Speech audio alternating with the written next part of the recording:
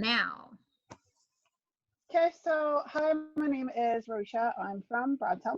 I'm just going to be talking about different stuff with stained glass, talking about the different types of glass, basic tools needed, some of the projects and the steps to be able to do stained glass as well. Traditional medieval stained glass is actually a combination of glass cutting and glass painting.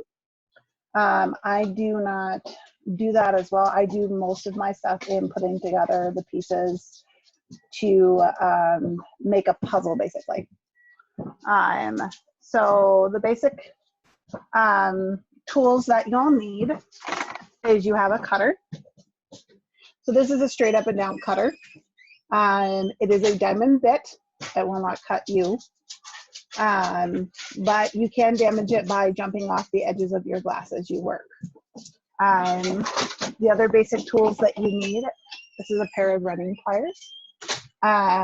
It has a slight curve on the bottom here and a line at the top as well. When you apply pressure to your glass, you squeeze it and it will actually break along the line of your glass that you cut and score with your cutter. There is a dial on the back to help adjust for thickness. That's if you're working with extremely thick glass or if you're working with extremely textured glass as well. The other hand tool that you will need is a pair of browsers, and they look like basic pliers. I'm actually looking for my browsers. And they look like a basic pair of pliers. I prefer the ones without the spring in them only because I feel like I get a better grip onto the glass. So the very first thing you have to do when you're working on a piece of stained glass is you're going to design a pattern for it. This is an example of one of my patterns. So as you can see, everything is numbered and colored. This is my master pattern. So this is the one that when I get all my pieces cut out, I will put my stained glass back on to make sure everything fits correctly before I start to assemble and put it all together. When I'm working on a very large piece like this, I tend to add letters into my numbers. So up here I have F15 and F11. So these are my, or F13, excuse me. These are my colors, so I know which are which. And then this also lets me know that an F is a flame piece versus 13 in the frame is just a very small piece of black. Sometimes when I'm patterning, I use a combination of letters. Sometimes I use numbers as well. I want to leave the blinds open for a second because I have glass that I'm going to actually be putting in the window. So, and unfortunately, without the blinds open, you can't see the glass for a specific reason. Are we done with this? So, like I said, the reason I have the window open right now is I wanted to show you guys some glass and techniques of what to look for. So when you're working with a piece of glass, you want to make sure that you have a purpose for it. If you're going to be doing mosaics, you want to look at the colors without light behind it. If you are working on a piece that's going to hang in the window, you need to be able to see the color behind it. So as an example, this piece without any light behind it is extremely purple. It's pretty textured as well. But when you set it into the light, it actually becomes very, very, very red. So if that's not something you're looking to use in your piece, you need to make a decision of, is this really a good choice for a piece of glass for you? Another example is this piece is very amber-esque. When you're using it, it is textured, heavily textured, but when it's got dark behind it, you don't see the texture as much. but yet when you move it to a window, it becomes very, very light colored and very more amber, and you actually can see the texture in the glass very prominently.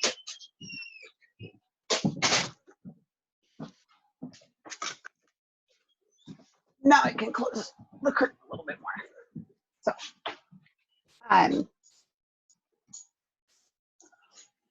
with that, there's different types of glass as well, and it really depends on what you're doing and your experience level, to be honest. So, basic glass that's really easy to cut is a smooth glass or a cathedral glass. So this is a piece of whisk glass. It's a blue. It's very, very smooth on both sides. And it's really relatively easy to cut. The texture is pretty much the same all the way through the piece of glass. So when you're scoring and you're making a score line, glass has grains just like wood does. So when you're scoring, you're trying to go against that grain sometimes. So you're trying to create a line for them to follow when you use your break.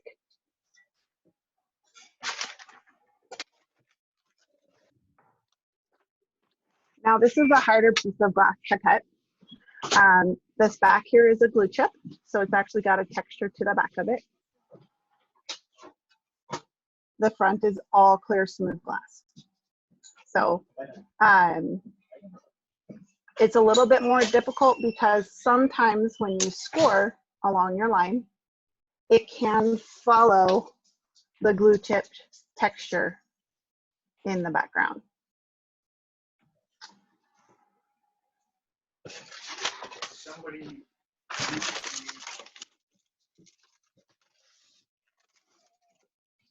Now, this is also a piece of textured glass. This is not glue chip. It's actually raised. I don't know if you guys can see it very well. So, but it's raised and textured on the other side as well, just not as much. So it makes it extremely difficult to follow and to cut. You can see here where I started to work on a piece, and it fractured all the way down here because it followed the curve of one of the pieces there as well. Heaters as well as. There's somebody talking in the background. If somebody doesn't have moving through that. Hold on one second. I'm recording my flash. I can hear you talking because I'm headphones on. That's great. I guess I'll just leave. Sorry. Okay, so basic steps are you make your pattern and then you make pattern pieces. These are my pattern pieces and everything is numbered and labeled. I make my pattern pieces out of cardstock so that they can be reused again and again. And you can see on my pattern pieces, they still have their numbers on them and they have the markings of where I've drawn them onto the glass. And I put everything in Ziploc bags with labels on them, so if I get ready to recut, I can always recut the same piece if I need to. Once the pieces are cut,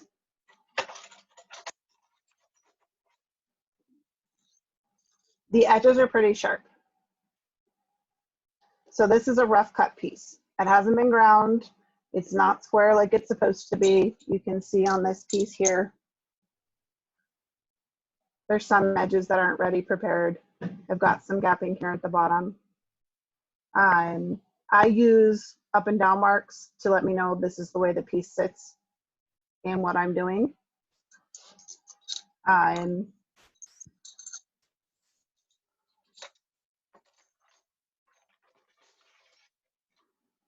This is a fairly large piece for the center of that pattern I showed. So it hasn't been ground at all. Actually, you can see kind of the rough corner here. That will eventually get ground down. Now I can't show you the grinding part because unfortunately, A, it's really messy and it throws glass chips everywhere. B, it's really, really loud. But a standard glass grinder has diamond bits. Again, you can't hurt yourself that way. The biggest thing I would say is for when you're grinding is make sure your hands are on top of your glass, not behind it, because you can cut yourself. It's going to happen. Some glass will actually throw glass shards back over the top of your hands. You can wear gloves. I don't, because then I can't feel the texture of the glass. So after everything is ground, the pieces look like this. They're all smooth. And they're not gonna cut you. And even if you have a straight edge, you need to grind it. Otherwise, the next step, which is your foil, won't stick. So after you get it to this part, I wipe everything down, because if it's wet, it won't stick as well. So I wipe everything down, get everything ready for foiling. So when I foil, I use a variety of thickness of copper foil. You can do caning, but that's a different technique.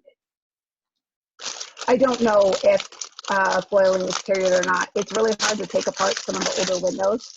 I've seen some with copper foil. I've seen some with caning. I haven't really done a whole lot of research on if foiling is period yet, but that's something I'm kind of looking into at this point. The biggest thing is you need some sort of metal for your pieces to stick together, because the solder that you use doesn't stick to glass. So you have to have some sort of metal to be able to adhere the glass together.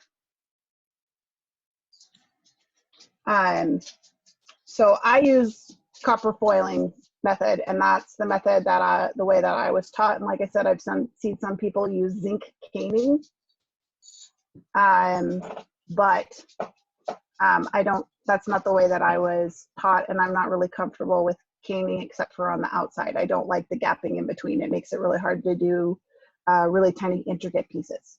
So foil comes in different sizes.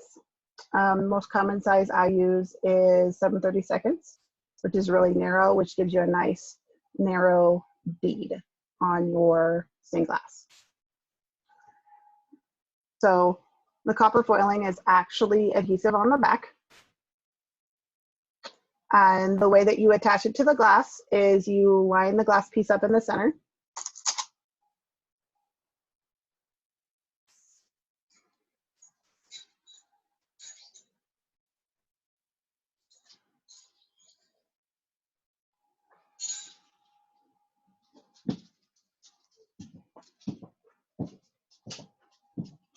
So I'm lining it up in the center. You never start on a corner. You always want to start on a flat edge. Okay,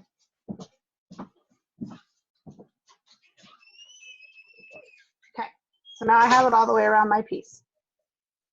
Then you want to take your edges and you fold them over.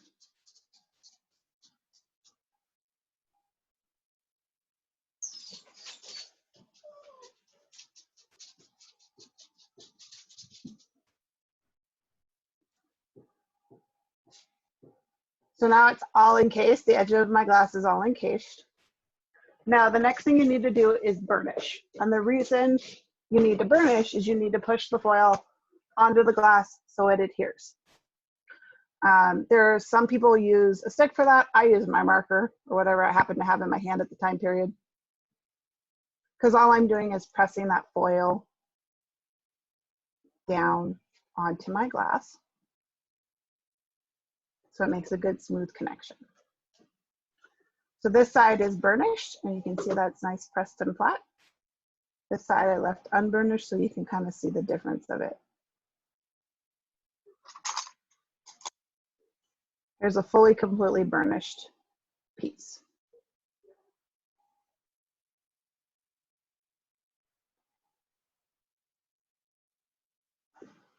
Yep. So burnishing is you're just pressing your foil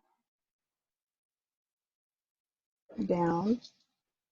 Get your corners, press your corners down, up, and down onto your glass.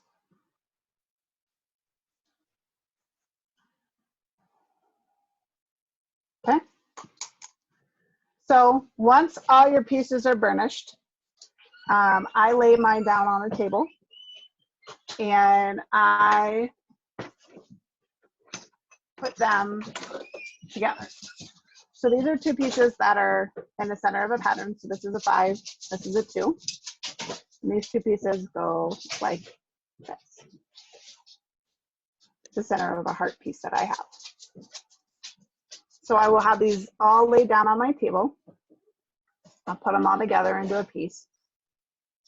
And then at this point, you have to start doing the chemicals. And so I use liquid, or not liquid, excuse me. There is liquid flux and there's paste. I prefer the paste because then I can see where I've been. And the flux,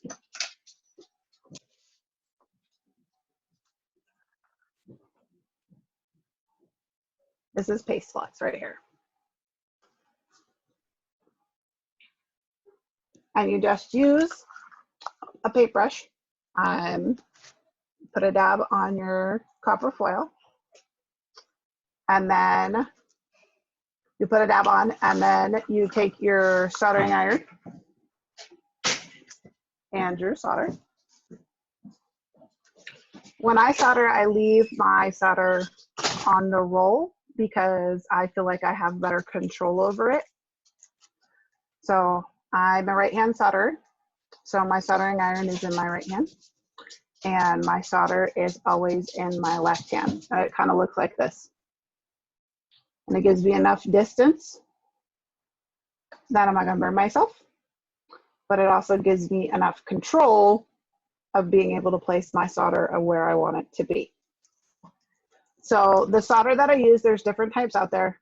I prefer to use 60-40, and it's lead and tin.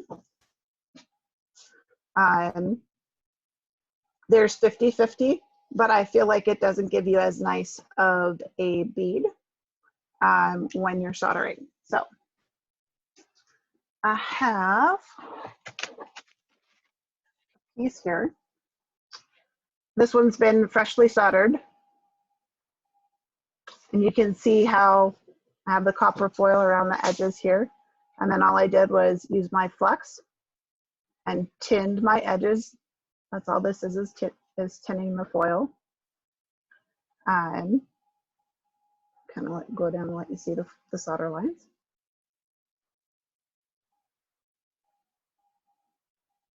So now this one has a couple of rough spots in solder that I would go back and fix. I don't know if you guys can see this right here. It's kind of bubbly and yucky. Got wrinkles and lines in it. It's got a good bead, so it's got some height to it. See how it stands up off the glass?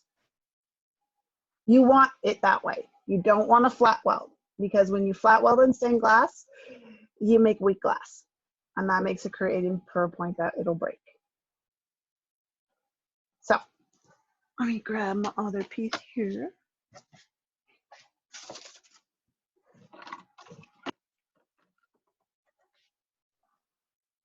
So here's a piece that I welded, or that I soldered as well.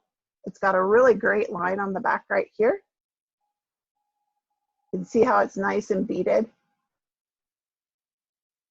Got a nice raise to it. Same thing on this side. It's got a nice raise to it. So that is a good solder in stained glass. And the way you get that bubble is by having enough solder and enough flux. And then after it's all soldered together like this, I will clean it up. These pieces have pieces tacked to the back. The solder doesn't actually interact with this piece at all. So I have to encase it. So I have to go over the top of it to make it actually be like that. So that's why it looks like it's got a bubble here. It's actually encasing the jump ring right there. Hey Courtney, we have 2 questions in chat that I didn't hear you recognize. Which First ones? one is foil period. Like I said, I don't know if the foil is period or not. I haven't done enough research into that yet. So the caning, etc.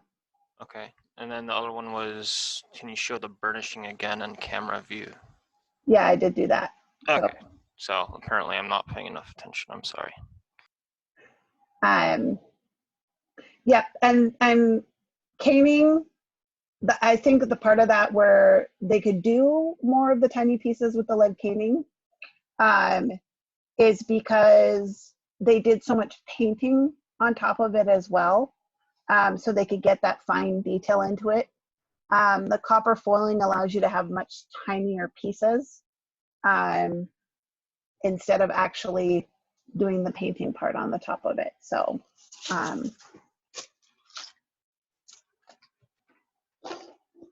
that's kind of the basic ideas behind stained glass, is putting together your patterns and your tools and your basic steps to putting together a small piece. Does anybody have any questions for me?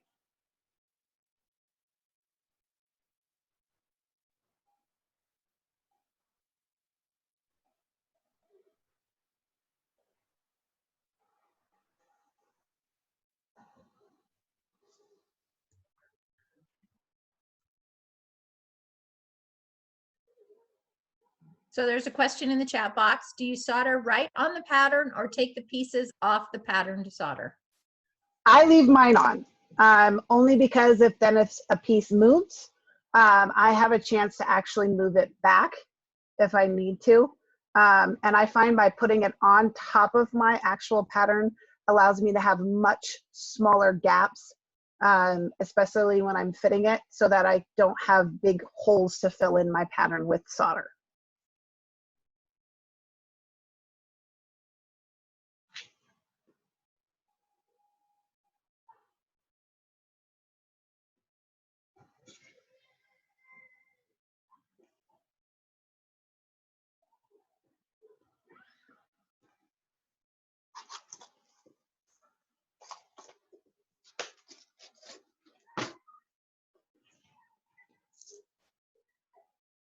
How critical is the fit of the pieces? Are small gaps okay? Small gaps are okay. You can fill small gaps. It's when you start building larger pieces, you can actually end up creating a weak point in your glass, which can cause a problem. But small, tinier gaps can actually be fine, and they can actually reinforce some spots. I'm looking for my Phoenix piece that I did here that I wanted to share here. So I sent a piece into the chat that you guys can see. That's my largest piece to date right now. She is a 4.5 foot window by 2.5 foot wide. And I wanted to take a second to show you on the pattern some places that you might see inconsistencies and why. I don't know how to screen share here, so see if I can do this. There's a little green button. If you go down and hover below where there's your toolbar, there you go. Okay, can you see what I see? I hope anyway. Yes. Okay. You can see your Phoenix. So right here underneath her wing, you can see that the line, there's no line there, it's missing. And the reason for that is that super tiny piece is taking the weight of all this glass right here. And by putting a line there and a break there, it actually creates a spot that it can actually fracture. The same thing here up by her beak. By having a line right here, I have all the glass on top of her pushing down on that spot. By making it a little bit bigger, I'm able to actually give her the support, and the same thing on this pattern piece up here by her wingtip. So she's actually made up of 5 different types of glass. The red glass here in her wings is water stained glass. So when they create it, they actually add iron and then they actually are adding water to it to cool it down at the same time. The white glass in the back of it is all glue chip. And this edging piece here is all textured glass as well. And then the yellow is very smooth cathedral glass. And then the brown is actually a whisk glass. So there's kind of a really, really easy piece of glass, which is your yellow, to a very complicated piece of glass like your textured here at the edges. And you notice on the edges, the lines don't match up at all. So if I were to move this solder line down here to match up with this, it can actually cause an accordion fold in the glass and the whole glass piece would collapse upon itself. So staggering it allowed me to make it so that she could be as big as she is with being able to distribute the weight of her glass. She weighs about 35 pounds. And like I said, she is 4 foot high by 2.5 foot wide. So she's pretty big. So is there a formula or something that you know on how to determine when you need to have a bigger area or when you close it off? Is that just more of a, you've learned it over time, or is there some sort of a formula or a technique so that you ensure you don't have fractures in the future? So this is from my personal learning experience. I started really small pieces, and as I've gotten bigger over time, and I actually build 3D pieces as well. So that adds to my knowledge base. I've learned kind of where the weight of the glass will push on. So that helps me figure out where fractures will be in further time, the longer the glass piece goes. I'm also blessed in the fact I have a mentor here that lives in town that she and I work pretty closely together as I've continued on my path in this last year, teaching me what she knows, teaching me about the small pieces, teaching me about, stress points in the glass and, using certain types of glass in certain situations so that you don't have fracture points in your glass.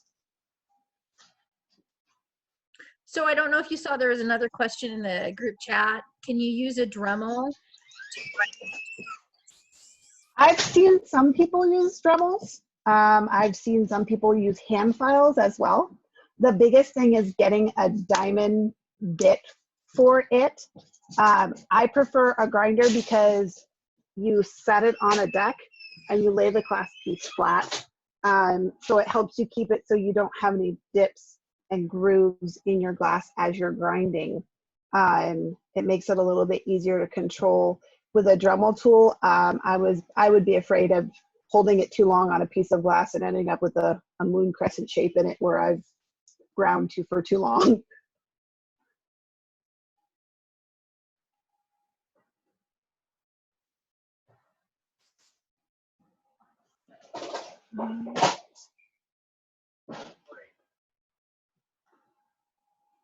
I'm looking for one other piece here that I can share with you guys.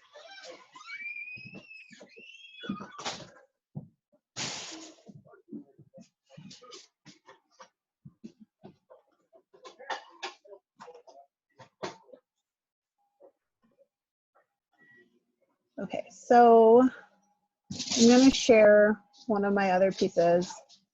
I'm wondering if I can share this folder with you guys here, actually. I put together the process. Let's see here.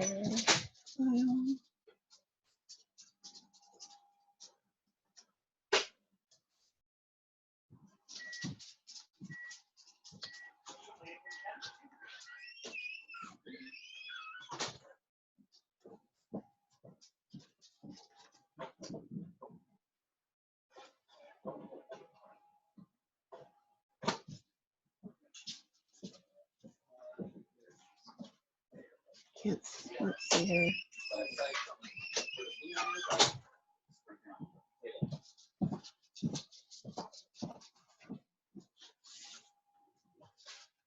Let's see if I'll screen share again real quick. So this right here is another piece that I did. This kind of shows the steps in the process of putting together this piece. This is laying out the glass. I keep everything in drawers for organization. Here is me fitting Tim to his pattern. As you can see, this one has super, super tiny pieces and some really hard curves to him. So doing the traditional leg caning would not have actually been able to be done with this piece. I'm a glass saver, so if I can find an edge that another piece works with, I will butt my glass pieces up together to be able to have more piece to cut. This is actually my grinding station. Excuse me. And you can see my grinder. And in the back here, you can see my face mask that I wear, because I have a habit of leaning very far forward when I'm grinding, and it does throw up glass dust. Here I am test fitting all my pieces together.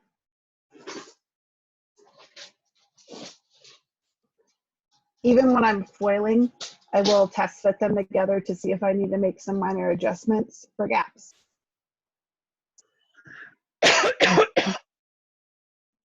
So at this point, this piece is a 3D piece, so I build each piece individually before I assemble him.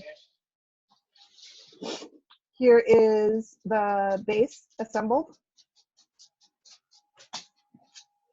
And you can see he's fairly large.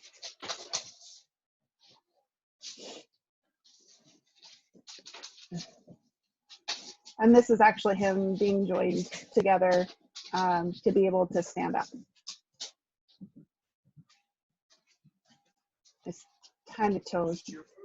And there's him actually standing on the table as well.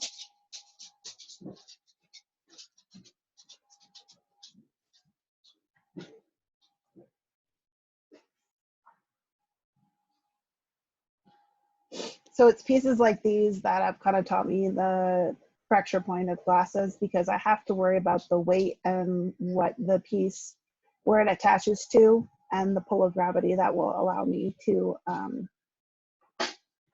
be able to put him together and make sure that he doesn't fracture and stand.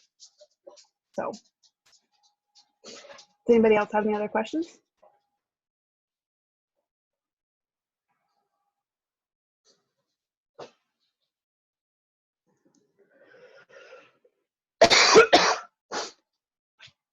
So as somebody who's starting out new in stained glass, what size pattern would you say would be the best to work at? What's the smallest pieces, or so that you're not over complicating it? Something like this size, it's about as large as my hand. Okay.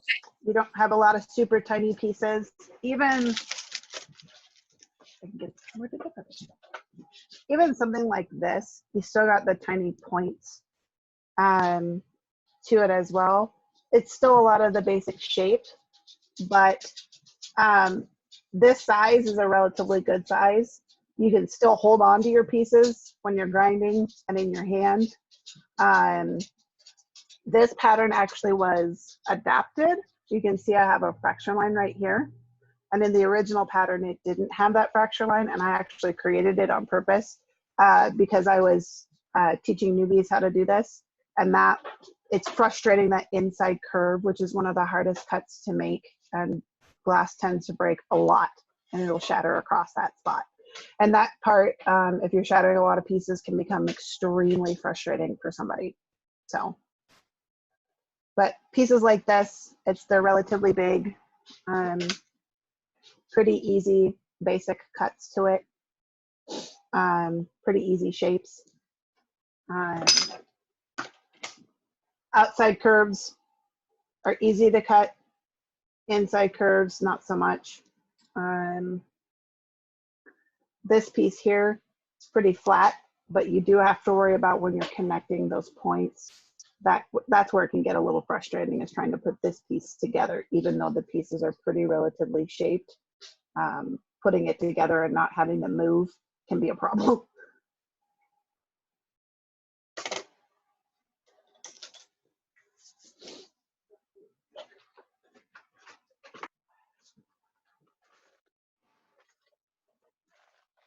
So this is another pattern that I usually teach for people who are just starting out.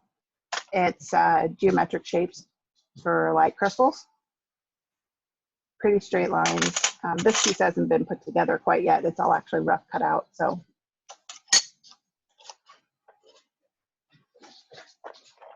yes, we call them grousers for us.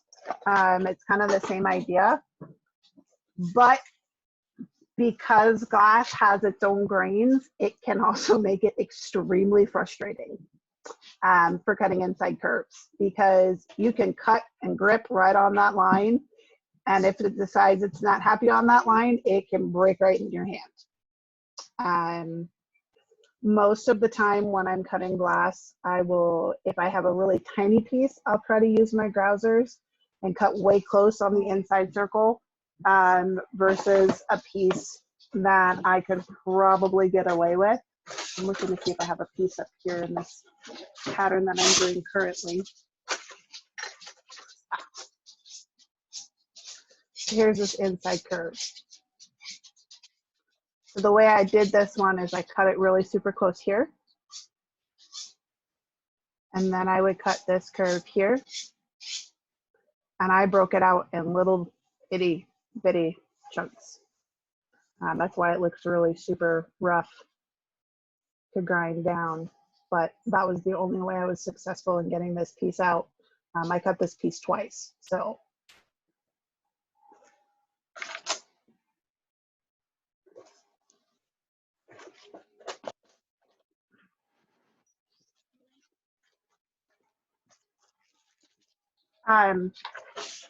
when I make master patterns, I always do it. So I have the one master pattern on the graph paper. And this is actually a master pattern for something that I'm working on as well. This one's not colored. This is actually the one I started with. But then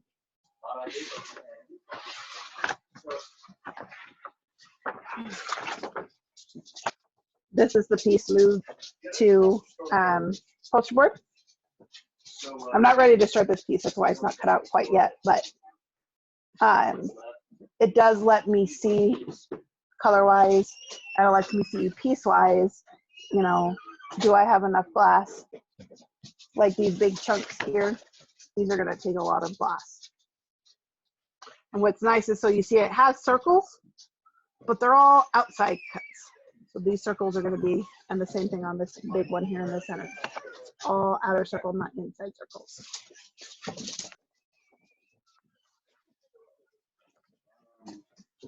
Also, fun fact, you use Sharpie to mark on your glass because Sharpie will come off with glass cleaner. So if any of your wee children or anybody draws on your windows, don't worry, don't panic, just use some glass cleaner, it'll be all right.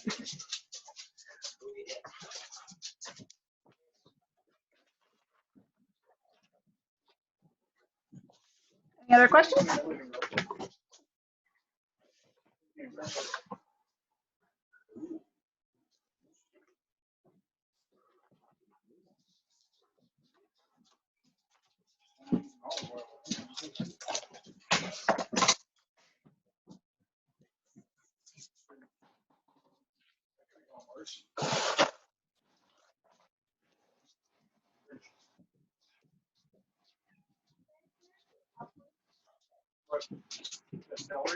I do have a foiling machine, but myself and the foiling machine do not get along. I'm a perfectionist when it comes to making sure that my foil gets in the center of my glass. And I find with my foiling machine, that does not happen very often. So I end up taking it all apart and doing it by hand anyway. So I have one, I use it sometimes, then I get mad at it, and then I put it away and I don't use it at all.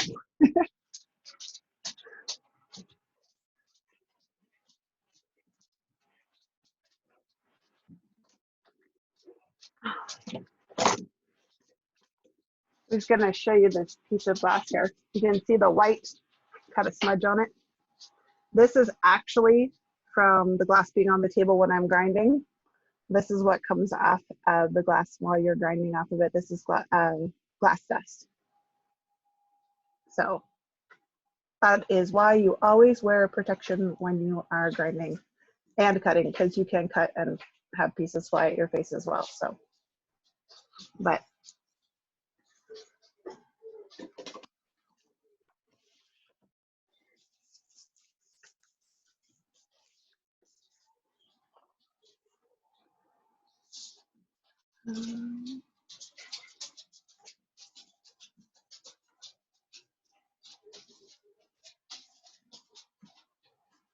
trying to see if I had some.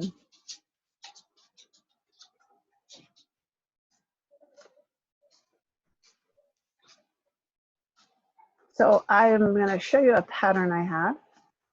So this is somebody else's piece that they did.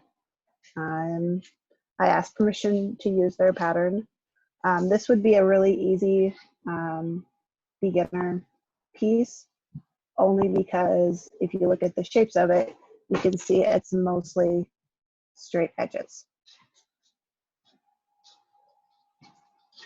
So this piece got turned into this piece. And here's an example of how my brain works, where I use a combination of numbers and letters to assign my pieces where they are. So this is when it was all actually rough cut.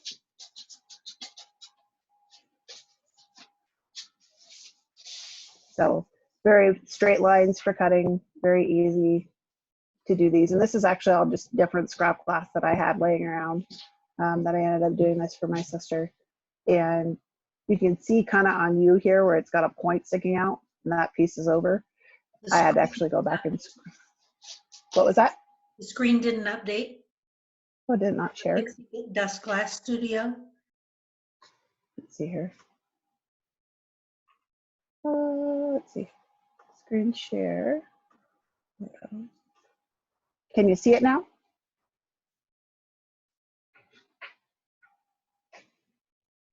If it is one with blues and numbers on it and looks like, then yes, we do see it, the update. Okay.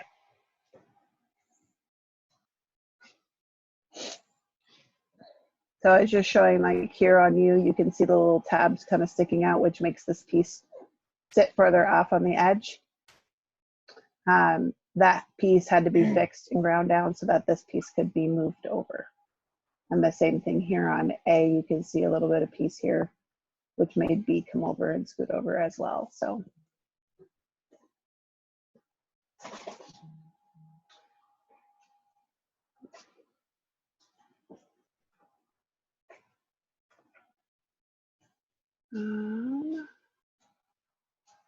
This is an example of, so you see these where they say block poster? This is the program that I use that helps me blow my patterns up. So I'll get a piece that's a thumbnail that's pretty small, and then I'll go to this website here, block poster, and it will actually allow me to blow the piece up so that I can make it larger.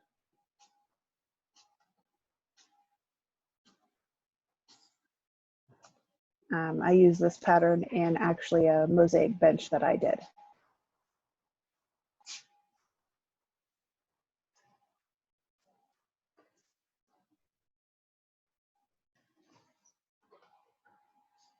This is the pattern pieces for the dragon, that big 3D dragon I shared. This pattern actually had to be adapted for because it did not show how many pieces you had to cut for, like, knowing that he had to have 3 toes on each foot. That kind of as well. I did stick with the traditional size on him on this piece.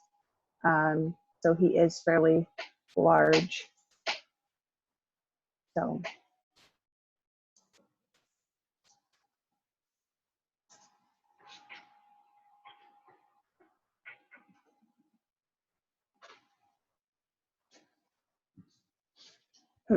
That's interesting.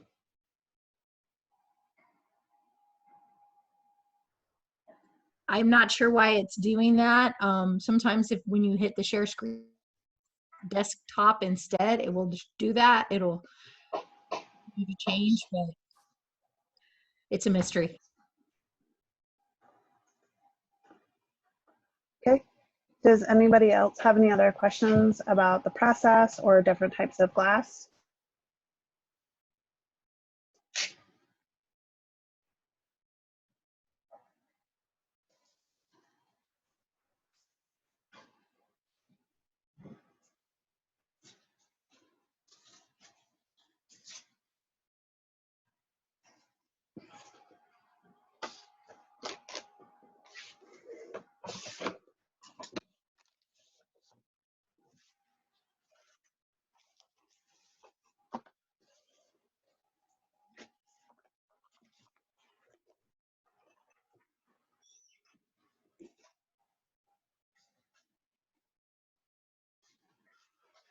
So if you want to try stained glass, the way I would recommend to do so is look for a shop in your area.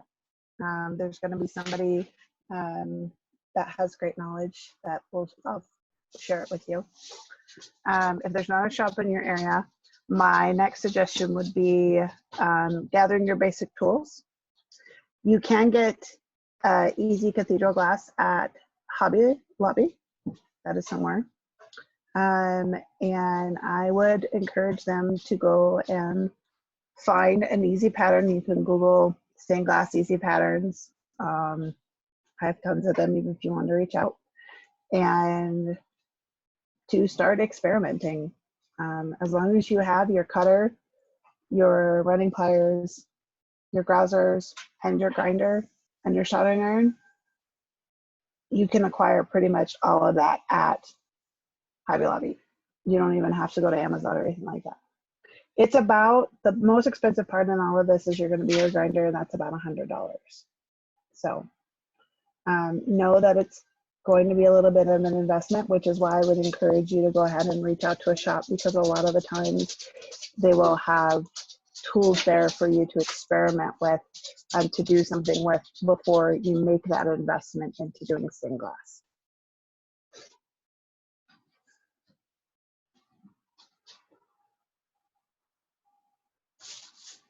So we have 4 minutes left in the class, so maybe one more question.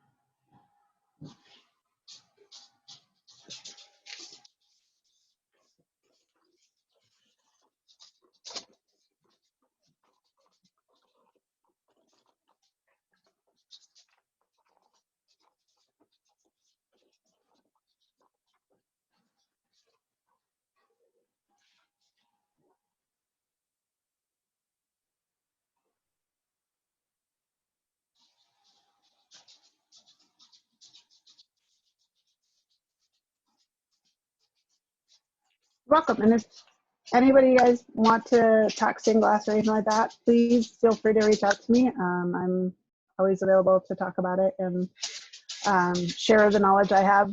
My knowledge is kind of my own. I've been self-taught, so I'm always willing to learn too if you have more information to share as well.